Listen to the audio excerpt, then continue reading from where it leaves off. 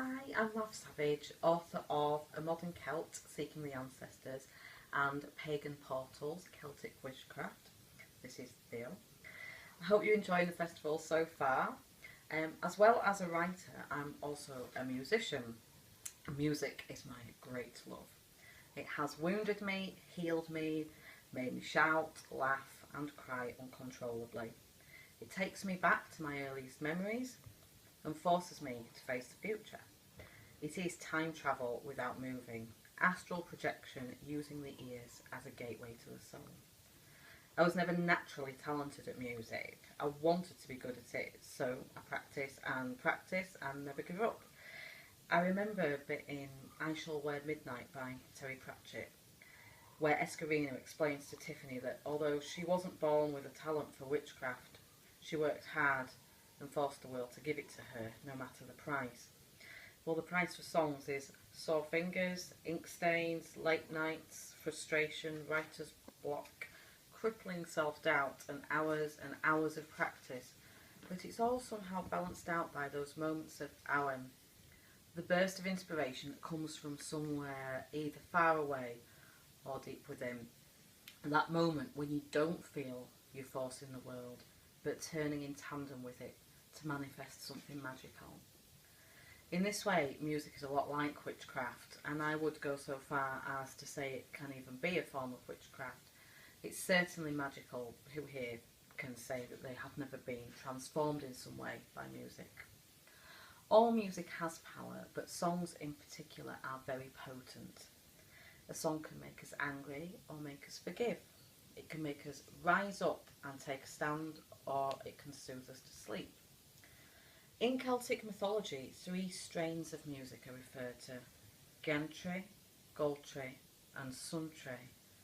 These are, respectively, joyous music, sorrowful or lamenting music, and sleep music or lullabies.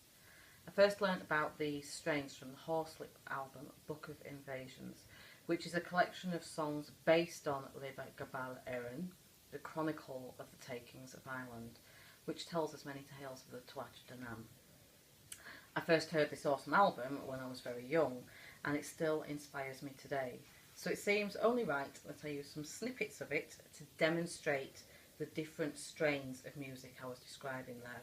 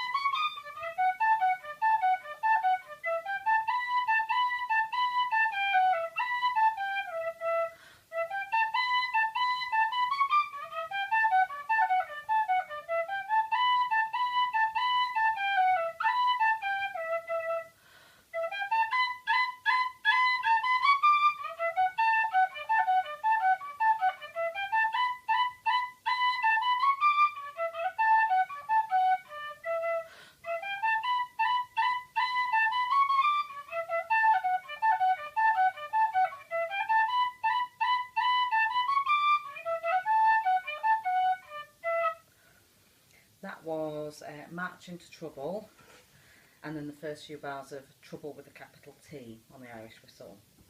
This is an example of gantry. Although the key here is minor, which is often associated with sadness, the rhythm and tempo are upbeat and quick. This type of music is a call to action. It exists to rouse the spirit, to fire passion, and to dance to. In Cathtarnish de Magtur, the second book of battle of Magtur, the Dagda, Lou and Ogma retrieves the Dagda's harp, Oichni, please excuse my terrible pronunciation, from the Fomorians. He plays the gantry or joyous music to force them to dance and shout. The music literally makes them out of control. The second strain of music, Goltry, was used to bring the Fomorians to despair. They cried, the music making them weep as they had never wept before. Let me ask you this one question: is it really such a sin to love too much, to be closer than touch when there was no way we could win. Oh, now I hear their voices, they're closing in, but before they make their final move, take me in your arms and let me feel it one more time, the warm, sweet breath of love. Take me in your arms and let me feel it one more time, the warm, sweet breath of love. That was Warm Sweet Breath of Love by Horselips. Even though the key here is major, normally associated with happy music, the words tell a sad story of two lovers who can never have a happy ending. The song's inspired by the Irish tale of Diarmuid and Grania, who eloped together on Grania's wedding day. She was supposed to be marrying Fron Mac Cumhal, but obviously had other plans. The final strain, Suntree, lulls the Fomorians into a deep sleep, allowing the Dagda, Lugh and Ogma their escape. We were wise, oh so wise, not given to lies or deceit, juggled secrets at our fingertips and diamonds at our feet. We showed you ways to play old dares, you said we could be friends, but when our backs were turned, you got us in the end. Where the mystery of the lake, where the water's still, where the laughter in the twilight you can hear beyond the hill. We stay around to watch you laugh, destroy yourselves for fun, but you won't see us, we've gone sideways to the sun. That was Sideways to the Sun by Horselips. This time the words are bittersweet, the melody is gentle and the rhythm is soothing. This song speaks to us of where the Tuatha De Danann are now, in another dimension, or what you may call beyond the veil, watching, laughing at our mishaps and occasionally joining in, sometimes for good and sometimes for ill. Using music to tell stories is an ancient art, and with this particular tale I love the cyclical nature of it. The saga describes the music, and the magic of the Dagda's harp is alive once more as this music describes the saga. These modern songs stir our emotions, just like the Dagda's fingers stirred the magical harp strings. Of course, music doesn't have to tell a story or a myth in order to be magical. Music can help emphasise the wheel of the year. There will always be some songs that remind us strongly of hot summer days or cold winter's nights. One of the things I've started doing in the past decade is writing my own seasonal songs. The very first one I wrote was in one of those aforementioned moments of Awem. I was walking home when I was hit with both melody and words. I had to take my phone out and record it immediately in the middle of the street. This song was about the coming spring and is for the part of the year between Imbolc and spring equinox, when the light is growing but does not yet outweigh the dark.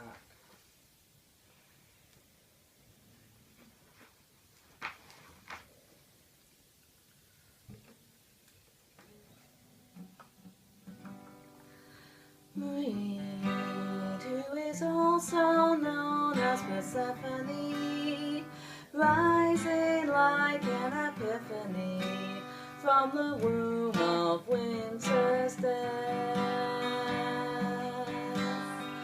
Great St. Bridget, stern and fair, witch and Christos alike despair, with terror and joy and a heavy care at this changing, turning world, and the wren that the heathens hunted is dead, and the robin that heralded winter near fled, and the sun leaps out of its great cold bed. Let this life grab you by the hand and let you be led. That dance, dance of rain. That dance, dance of rain.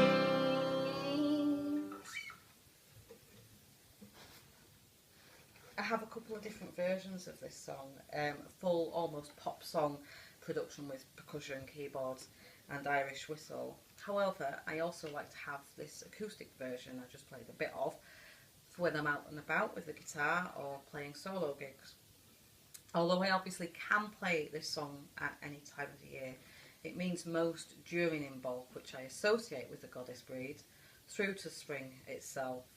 For this time of year, the change of clothes before winter, I have other songs.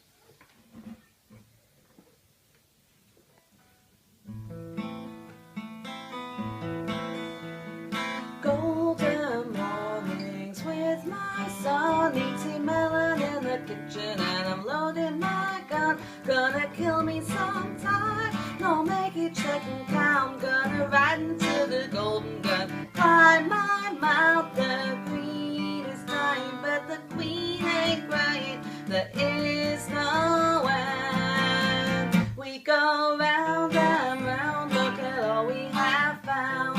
Salmon and hare and deer and hound. This is the autumn ballad of the autumn turn.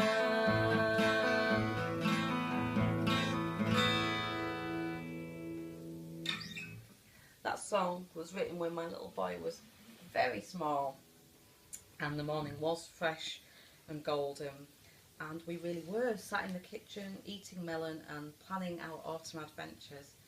Although these were all pretty normal everyday activities, they combined with the transitioning season to create a feeling I can't describe, but I feel it again every time I play and sing that song. You might be thinking, this is all very well, but I can't play a musical instrument. Well, you can. I explored this in brief in Pagan Portals, Celtic Witchcraft. The obvious question here is, but what if I don't play music? Good question, relevant question. The answer is you do. You really do. Even if all you do is slap your hands together in joy, or mimic birdsong, or hum tunelessly, you will absolutely do something that is musical. The common fallback for those magicians who find that melody is beyond them is the drum. To create a beat, a rhythm, is quite something. If you find you are struggling to find rhythm, look within, listen to your heartbeat. Hear how it keeps its own time. Hear how it changes in tune with your emotions and state of mind. Feel how it slows as you relax and unwind. Try to emulate this beat on the drum, any drum, or even on your own knees or a table.